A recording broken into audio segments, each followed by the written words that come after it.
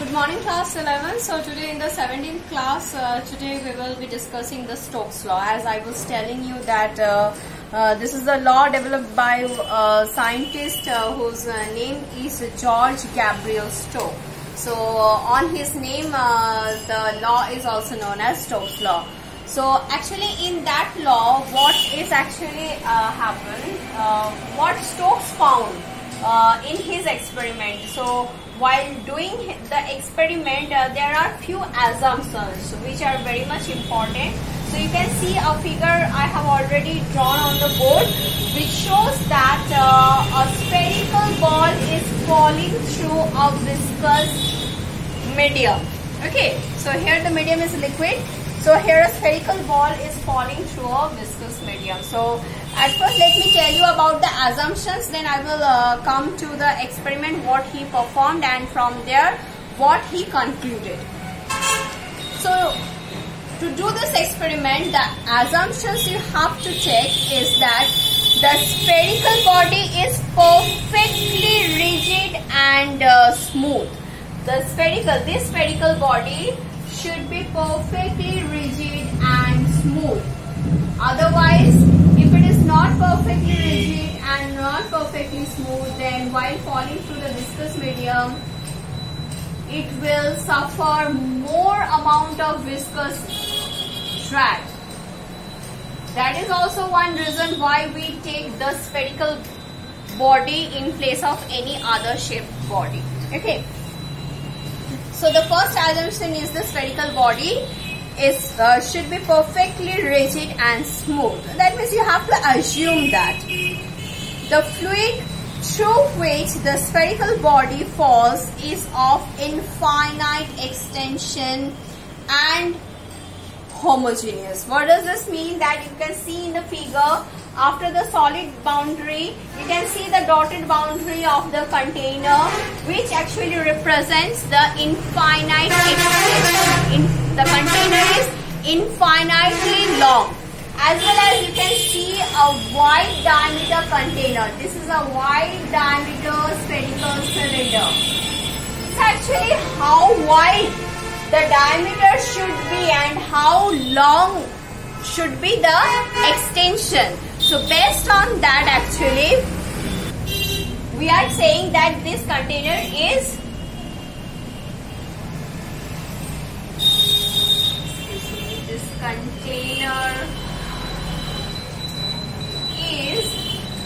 of infinite extension.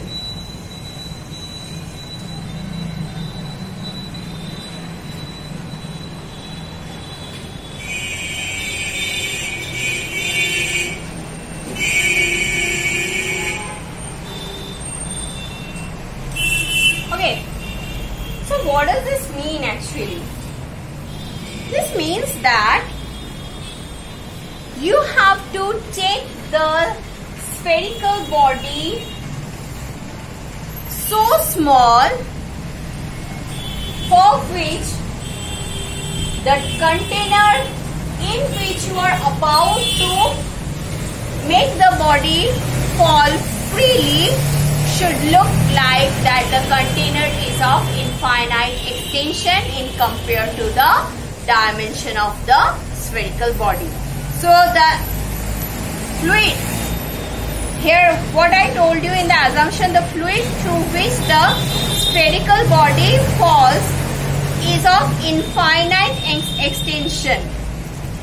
So what does this mean? That the fluid is of infinite extension? It actually means that compared to the dimension of the spherical body which is falling through the fluid looks like that it has an infinite extension. So the cylinder you have to take should be of very long length, and as well as the diameter also it must be quite large compared to the diameter of the spherical ball. So when we will be meeting at school, when the entire situation will be normal and you will be allowed to come to the school, then this is not only included in your theory syllabus. You will get one practical where you have to determine the value of the coefficient of viscosity of the given liquid with the help of the Stokes law. Okay.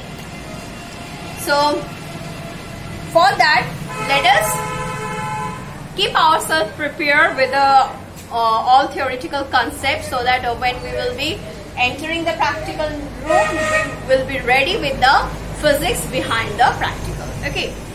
So here I was telling you, I told you about the two assumptions. The first one is the spherical body is perfectly rigid and smooth, and the next one is the fluid through which the spherical body falls is of infinite extension, and the fluid should be homogeneous. That means everywhere the density of the fluid should be same. It should be homogeneous, not the heterogeneous. Now the third point is that there is no slip between the spherical body and the layer of the fluid coming in immediate contact with it. What that means? What you have to just release the ball from near to the surface of the fluid. You cannot throw it. When you will be throwing the ball, throwing the spherical body inside the fluid, what will happen? It may happen that the ball will slip, and the layer which is just after the spherical body won't get enough time to stick to the ball, and a slip will take place. Then the practical or the result won't be at its good value. Okay, so what should be your third assumption? That means, what is the third point you should be very much conscious about is that the spherical body you have to release, not throw. You have to release the spherical body on the near to the liquid surface, so that when the spherical body will start falling through the liquid, the layers immediately in contact to the spherical body will get stick to the spherical body and come along with the spherical body with the same velocity with which the spherical body is falling. So here actually what is happening? So when the two layers which are getting stick to the surface of the spherical body, they will also, these two layers will also get, not the two. If we are considering it as a 3D structure, 3D figure, then it won't be just two layers. So because here I have drawn a 2D figure, so that's why I am telling you this is a cross section and I am telling you about the two layers. But it will be like that entirely along the surface of the entire surface area. It will stick, the liquid will stick, the layers of liquid will stick. That means an entire cylindrical layer will come along the, it is like this.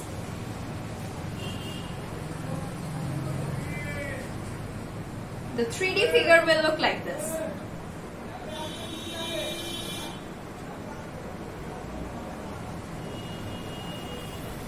Then for the next one it will be like this. Then for the next one it will be like this. Then this. So in this way, different cylindrical layers will fall with different velocity. Why this is actually happening? The first layer which is attaching to the spherical ball, that is falling with the same velocity as the spherical body. Now the next layer which is just after that first layer, due to the viscous drag, they are pulling the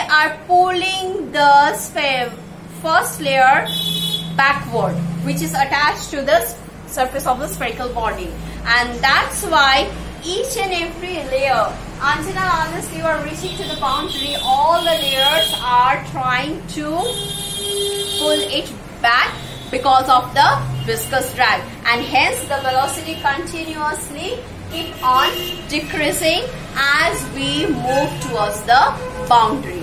And that's why the velocity profile looks like this in 2D section, and it looks like this in the 3D section.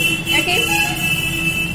So because of this, actually what we know, when a body falls freely under gravity, suppose this is a liquid which has zero viscous force, so no opposite direction drag, no resistive force is acting on the spherical body, then what will happen? The spherical body will fall with a continuous increasing velocity because of the acceleration due to gravity. But as here the spherical body is falling freely through a viscous medium, its velocity, at first its velocity from the surface of the liquid, when it starts falling, its velocity at first starts increasing, and due to the acceleration due to gravity, and with the increase of that velocity, the viscous force which is acting in the opposite direction continuously increases on the body, and a time comes when the viscous force becomes equal to the weight of the spherical body. That means the acceleration of the the velocity of falling of the spherical body in the liquid increases because of its own weight, and due to which, as it comes downward, the viscous force continuously increases, and at a certain height, suppose at this height, at a certain point, the upward acting viscous force and the downward acting weight of the spherical body, they becomes equal.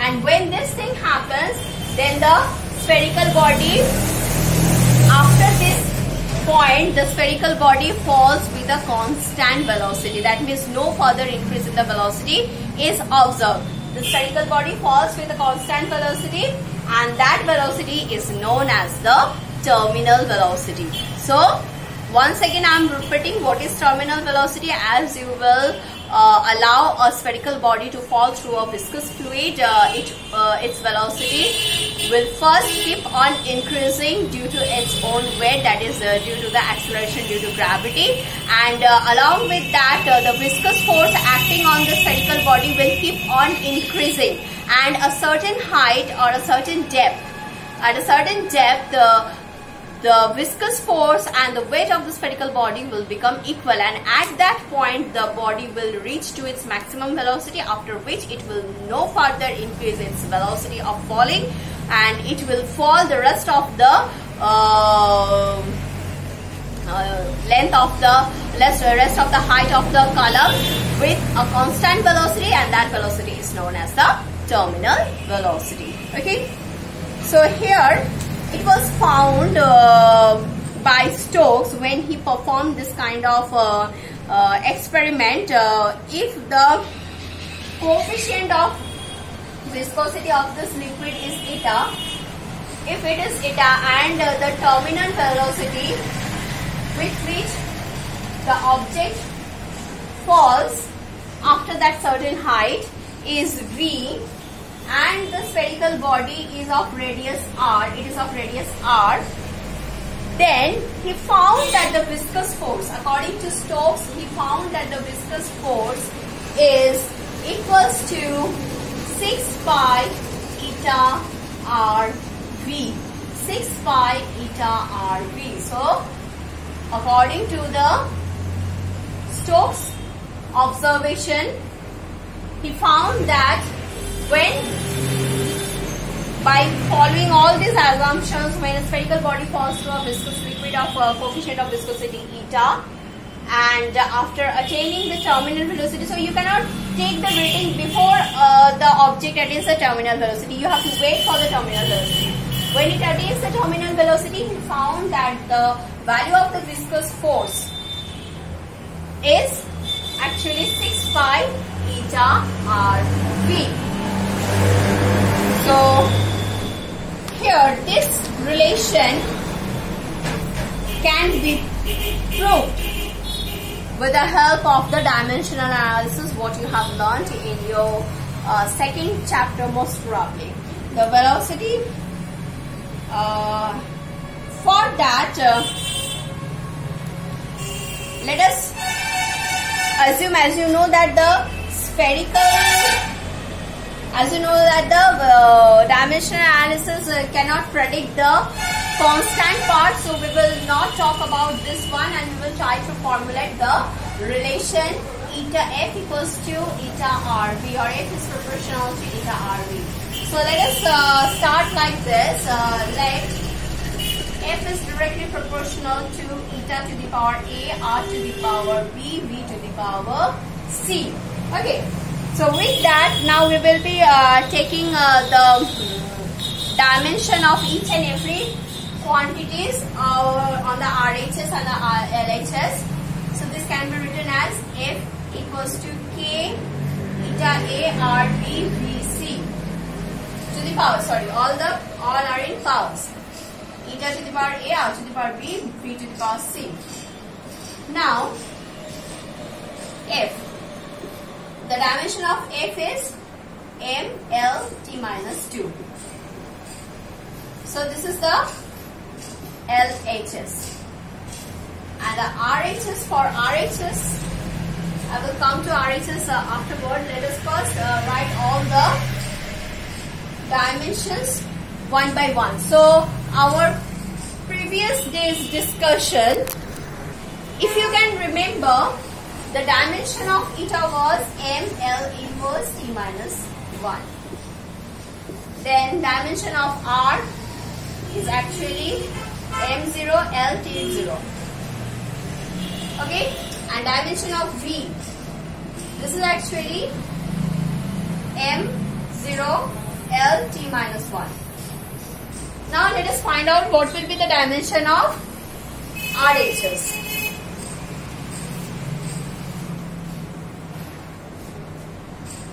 So here I am writing the LHS one. F equals to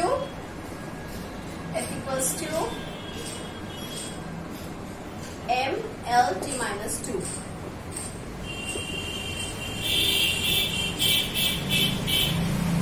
So RHS equals to that is actually m l inverse t minus 1 whole to the power a, then m0 l t0 whole to the power b, and multiplied with m0 l t minus 1 whole to the power c.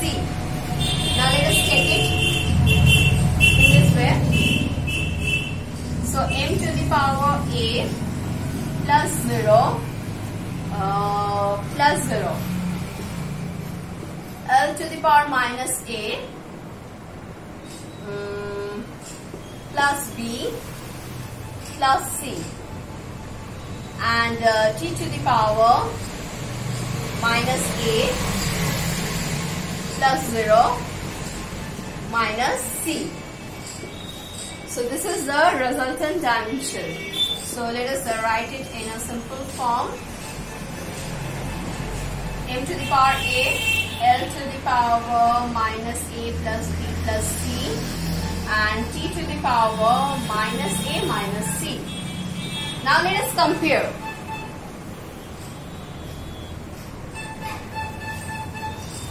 So while comparing, what we will get?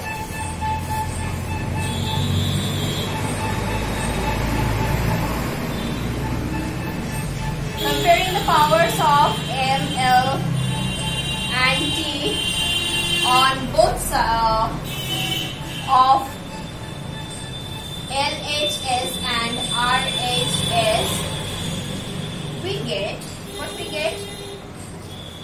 So a equals to 1. See, m equals to 1, l equals to 1. So a equals to 1. Minus a plus b plus c equals to 1.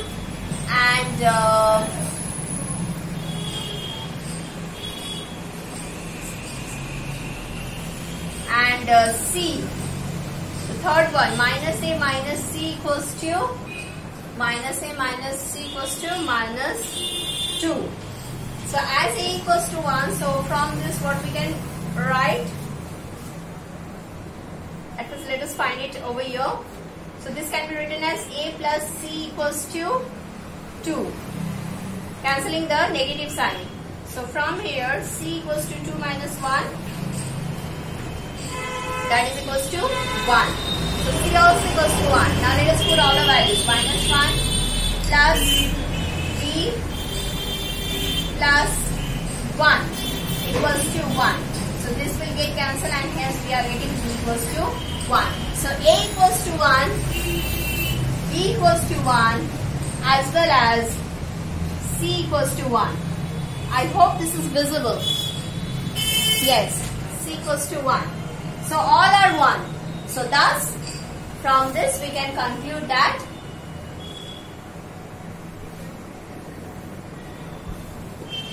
since A equals to 1, B equals to 1 and C equals to 1, therefore F equals to K, eta 1 R1 V1. So F equals to 6 pi eta RV, where K equals to 6 pi. So dimensionally we have proved that F equals to 6 pi eta RV is the relation of the viscous force in the experiment performed by the Stokes. Now today we will stop here, and in our next class, using this relation, we will be developing the relation of this terminal velocity. Okay. So till then you keep practicing all these concepts, and we will be talking about the terminal velocity as well as their consequence in our next class. Till then, take care. Bye.